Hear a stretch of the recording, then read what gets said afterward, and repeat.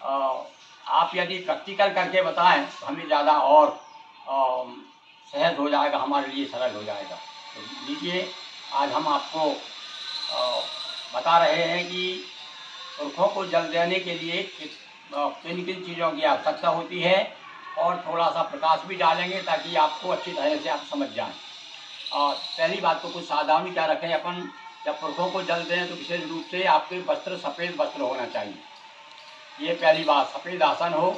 और कुछ सामग्री जो लगेगी उसे आप सब देख रहे हैं, आप देखिए, ये हमने काले तिल लाए हैं, ये चावल रखे हुए हैं, ये सफ़ेद चंदन है, और ये सफ़ेद पुष्प, मतलब पुष्प भी सफ़ेद चाहिए, चंदन भी सफ़ेद चाहिए, चावल चाहिए और ये चाहिए, और साथ में दूध रखा हुआ है। और एक चीज़ और बहुत ज़रूरी होती है, आप जानते हैं कि बिना कुश के तो जल दिया नहीं जाता।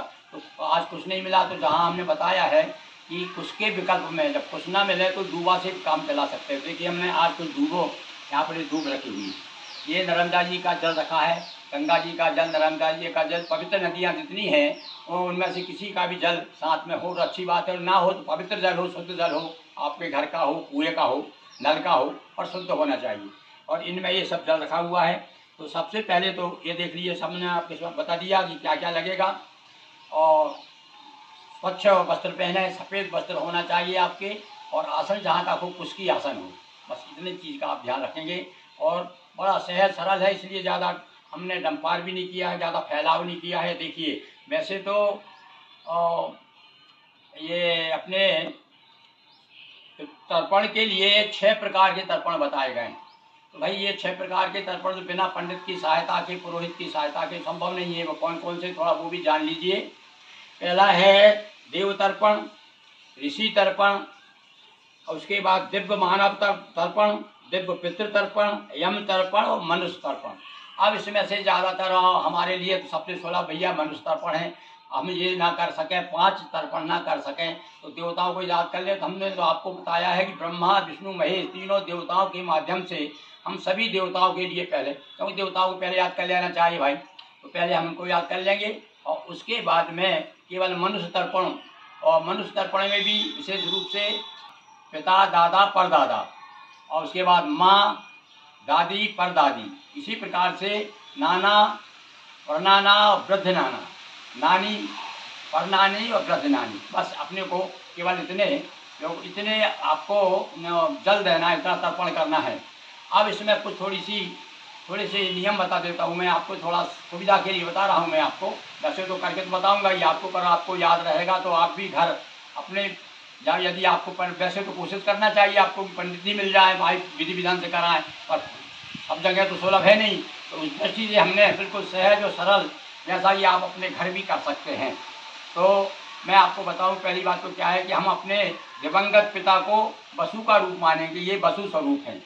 इसी प्रकार से दादा जो है वो हमारे रुद्र रूप है, और परदादा को हम आदित्य मानेंगे। इसी प्रकार से नाना, परनाना, वृद्धनाना, इनको भी वसु, रुद्र और आदित्य, ये थोड़ा सा ये याद रखिएगा, है ना।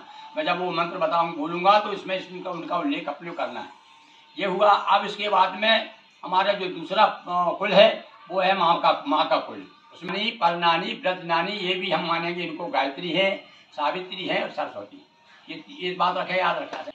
एक एक को 3-3 अंजलि देना है। देवताओं को तो हम एक ही अंजलि देते हैं, ऋषियों को 2 अंजलि देते हैं, और इनको केवल आपको जो दिव्य पितर है इनको भी, और जो हमारे जो पितर हैं इनको भी, इनको 3-3 अंजलि दी जाती है। तो 3 अंजलि देंगे, मतलब केवल आपको 3 बार बोलने हैं, तस्मै सुधा नमः, तस्मै सुधा नमः, तस्मै सुधा नमः, एक के लिए। और जब स्त्री के लिए बोलेंगे तो 3 बार बोलेंगे, तस्मै सुधा नमः, तस्मै सुधा नमः, तस्मै सुधा नमः। अभी आप समझ गए होंगे। अब अपन शुरू करेंगे। तो सबसे पहले हम देवताओं के लिए पहले तो हम आह्वान कर लेते हैं, चलिए, हैं। तो अपने पितरों को आह्वान करने के लिए क्या करेंगे, अपन हाथ में फूल ले लेंगे। ये देखिए, मैंने फूल ले लिए हैं, और फूल ले लिए, और तिल ले लिए, और ये थोड़ा सा नर्मदा जी का जल मिला लिया मैंने, देखिए इसमें, और ये जल ले लिया है। और इस प्रकार से हाथ जोड़कर बोलेंगे, अस्मत् पितरो आगच्छन्तु ग्रहणन्तु एतानि जलांजलि। फिर से सुनिए, अस्मत् पितरो आगच्छन्तु गृह्णन्तु एतानि जलांजलि।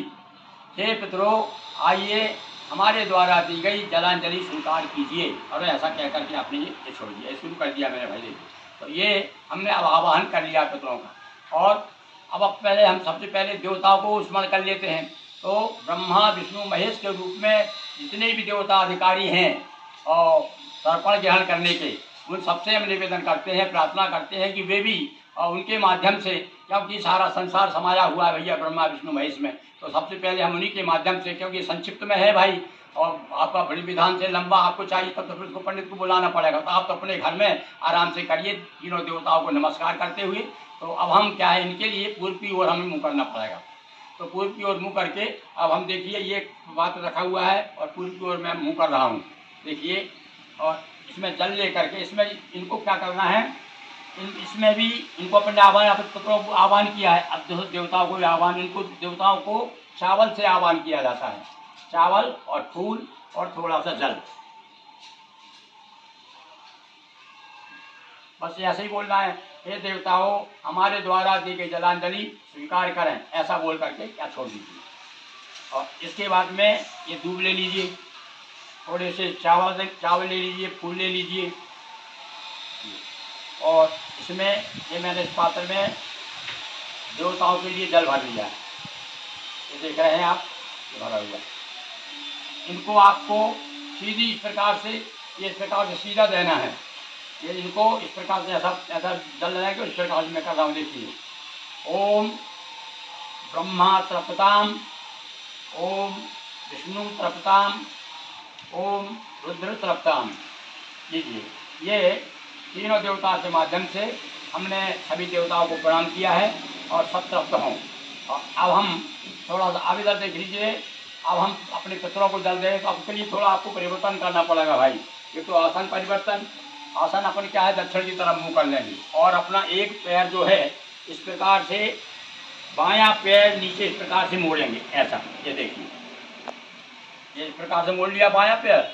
और अब ये जो जनेऊ हमने जो धारण किया है, इस जनेऊ को, अब मैंने तो बनियान पहनी, दिक्कत जाएगी, सब जानते हैं जो जनेऊ आधारी हैं वो इसको अपने इस तरफ कर लेंगे, इधर दाहिनी तरफ कर लेंगे। इसको अब सब कहते हैं, अब सब आने और जनेऊ को बदलना, सीधा इस तरफ का उठा करके यहाँ बदल लेंगे। इसके बाद में हाँ, जो जनेऊ नहीं पहनते भाई, तो अब उनके लिए तो बोले जो मैंने गमछा डाला ना दाहिने, तो इसको अपने इसमें दाहिनी तरफ कर लेंगे। बाईं तरफ था पहले, अभी जनेऊ की तरफ, तो यहाँ कर लेंगे। हमने जनेऊ मान करके यहाँ पर रखा हुआ था गमछा को। तो अब जो लोग जनेऊधारी नहीं है, वे केवल अपना गमछा इस प्रकार से यहाँ डाल लेंगे और इस प्रकार से बैठ जाएंगे। तो कितना सारा कोई कठिनाई नहीं है, केवल इतना ही है, आपको आसन बदलना है और अपना मुँह दक्षिण की ओर करना है, बस। और अब देखिए, ये मैंने दूबा उठा ली, ये उसके एवज में ली है मैंने, क्योंकि कुछ अभी उपलब्ध नहीं हुए इसलिए। और मैंने अभी बताया भी आपको, यहाँ आपको कुछ ना मिले तो वहाँ आप धूप का प्रयोग करेंगे। धूप को उसको भी इसी प्रकार से ऐसे मैं बोल रहा हूँ, ऐसे मोड़ लेंगे। और भैया इसमें देखिए, ये पितृ तीर्थ मुद्रा जो है, ये हमारे अंगूठा और ये जो तर्जनी, इसके बीच का जो भाग है, ये जो आप देख रहे हैं। तो जब अपन जल लेंगे तो जल इस प्रकार से छोड़ेंगे कि दोनों के बीच से होते हुए जल थाली में जाएगा। तो अभी हमने इसमें अब जल भर लेते हैं। हमने आवाहन तो कर लिया है हमारे पितरों को, तो ये हमने देखिए जल भर लिया है। इसमें नर्मदा जी का जल भी मिला हुआ है, ये देखिए।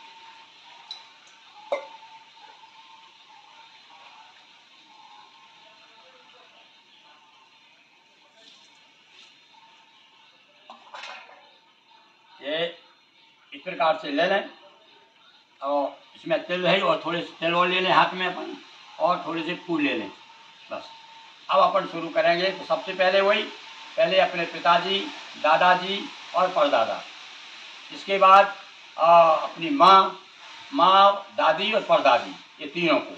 और इसी प्रकार से दूसरा कुल जो है वो नाना नानी का है, इसी प्रकार से उनको दे देंगे। तो अब मैं देखिए ज़्यादा समय ना लेती हुई आपका, और देखिए बड़े थोड़े से में आप ये शुरू कर रहे हैं। तो अब इसमें आपको, हमने अपने पितरों को आह्वान तो कर लिया पहले, अब हम कहेंगे और अपना अपना गोत्र भी आप स्मरण कर लेंगे भाई, हैं, क्योंकि आपके पिताजी का और आपका गोत्र वही है, दादा का परदादा गोत्र वही है, इसलिए आप अपना गोत्र और नाम अपने स्मरण कर लें। और उसके बाद में बोले, अब देखिए, अस्मद पिता वसुरूपस्स तृप्ताम, अस्मद पिता वसुरूपस्य तृप्ताम इदम सातिलम जलम तस्मै सुधा नमः, तस्मै सुधा नमः, तस्मै सुधा नमः।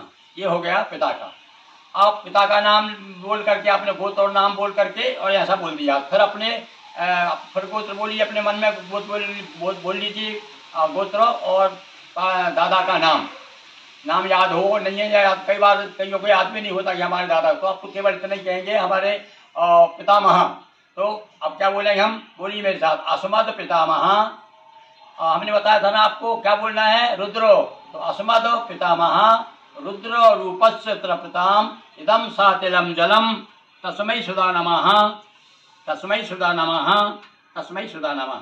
ये अपने पितामह है यानी दादा को हो गया। अब प्रपितामह, प्र लगा देने से परदादा हो जाते भाई, प्रपितामह के लिए फिर वही वैसे वैसे बोलना। इसमें केवल क्या बदलना है अपने को, इसमें अपने को आदित्य बोलना है। तो अस्मद गोत्र बोले दिया आपने, पहले नाम याद हो, ठीक है।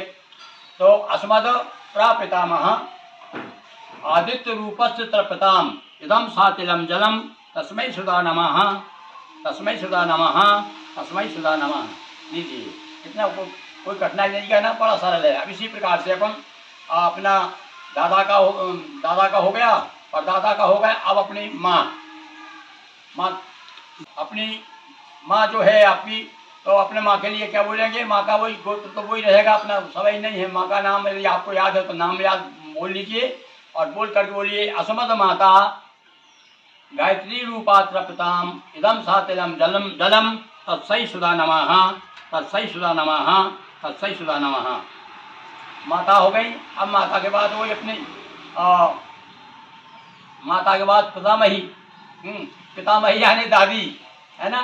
तो अस्मद पितामही सावित्री रूपा तृप्ताम इदम सातिलम जलम तस्मै सुधा नमः, तस्मै सुधा नमः, तस्मै सुधा नमः। और इसी प्रकार से प्रपितामही बोलेंगे हमारे परदादी को।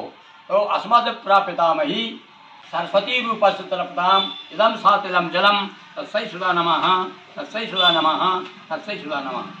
और इसी प्रकार से अब अपने दूसरा वर्ग आ गया, माँ हो गई अपने। अब नाना नानी, तो पहले नाना देख लेते हैं। अब नाना जी को करें पहले, तो नाना का तो गोत्र याद होगा नहीं, तो केवल नाना के लिए क्या बोलते हैं, माता महा बोलते हैं, और नानी को बोलते हैं माता मही। तो अस्मद माता महा वसु रूप तृप्ताम इदम सातिलम जलम तस्मै सुधा नमः, तस्मै सुधा नमः, तस्मै सुधा नमः। ये हो गया आपके माता महा यानी नाना। अब प्रमातामह, अब अस्मद प्रमातामह रुद्र रूप तृप्ताम इदम सातिलम जलम तस्मै सुधा नमः, तस्मै सुधा नमः, तस्मै सुधा नमः। और वृद्ध मातामह, अब क्या बोलेंगे, अस्मद वृद्ध मातामह आदित्य रूप तृप्ताम इदम सातिलम जलम तस्मै सुधा नमः, तस्मै सुधा नमः, तस्मै सुधा नमः। लीजिए, अब केवल एक रह गए अपने को, नानी रह गए। नानी को बोलते हैं संस्कृत में मातामही। तो अपन क्या बोलेंगे, वैसे ही वैसा श्लोक तो वैसे ही है, केवल नाम बदलना है। अपने बोलना है अस्मद मातामही गायत्री रूपस् तृप्ताम इदम सातिलम जलम तस्मै सुधा नमः, तस्मै सुधा नमः, तस्मै सुधा नमः। ये हो गई आपका मातामही हो गई। अब प्रमातामही वही बोलेंगे, अस्मद यानी हमारी, अस्मद प्रमातामही सावित्री रूपा तृप्ताम इदम सातिलम जलम तस्मै सुधा नमः, तस्मै सुधा नमः, तस्मै सुधा नमः। और इसके बाद में अब कौन सी रह गई भाई, अब रह गई वृद्ध मातामही। तो अब क्या बोलेंगे, अस्मद वृद्ध मातामही सरस्वती रूपा तृप्ताम इदम सातिलम जलम तस्मै सुधा नमः, तस्मै सुधा नमः, तस्मै सुधा नमः। लीजिए, इस प्रकार से हमारा तर्पण पूर्ण हुआ। अब हम क्या है, सूर्य भगवान को फिर पूर्व की ओर मुँह करेंगे। अब पूर्व की ओर मुँह करेंगे, हाँ, सूर्य भगवान को 3 अंजलि देंगे अपन। तो 3 अंजलि के लिए अब ये इधर मुँह कर लिया हमने, पूरा तो मुँह कर लिया। अब थोड़ा बदलना पड़ेगा भाई, आपने जनेऊ बदल लिया है, हमने बताया था आपको। इधर जनेऊ सीधा कर लीजिए, और जिसके जनेऊ नहीं है वो इसको ऐसा कर लीजिए, है ना। और अब ऐसे सीधे बैठ जाइए। अभी तुम कैसे बैठे थे, ये घुटने को मोड़ करके बैठे थे। अब यहाँ पर सीधे बैठ करके सूर्य भगवान को, सभी सरल है, सब लोग देते हैं, तो अपन क्या करेंगे, इसी प्रकार से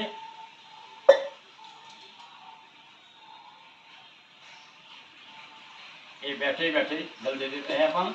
ये लीजिए इस प्रकार से तीन भैया सूर्य भगवान को ओम सूर्याय नमः, ओम भास्कराय नमः, ओम दिवाकराय नमः। यदि आपको तीनों का नाम याद नहीं हो तो आप कह सकते हैं ओम सूर्याय नमः, ओम सूर्याय नमः, ओम सूर्याय नमः।